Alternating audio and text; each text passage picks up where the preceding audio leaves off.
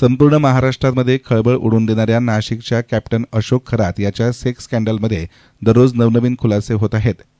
महिलांना न्याय द्या म्हणणारे नगरचे खासदार निलेश लंके हे देखील या भोंदूबाबाच्या संपर्कात असल्याचा एक व्हिडिओ व्हायरल झाला आहे.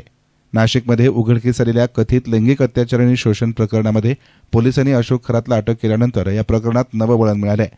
दरम्यान अशोक खरात याच्यासोबत निलेश लंके यांचा एक व्हिडिओ सोशल मीडियावर व्हायरल होत असून या संबंधाबाबत विविध प्रश्न उपस्थित होत आहेत. नाशिक शहरामध्ये महिलांच्या शोषणाशी संबंधित गंभीर आरोपांमुळे अशोक खरात याला पोलिसांनी बेड्या ठोकल्यात.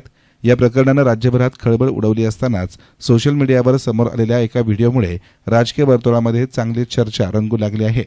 व्हायरल होत असलेल्या या व्हिडिओमध्ये निलेश लंके आणि अशोक खरात एकत्र दिसत असल्याचा दावा केला जात आहे. यामध्ये राज्य महिला आयोगाच्या अध्यक्षा रुपाली चाकणकर या अशोक खरात याचे पाद्यपूजन करीत असल्याचं दिसून येत आहे.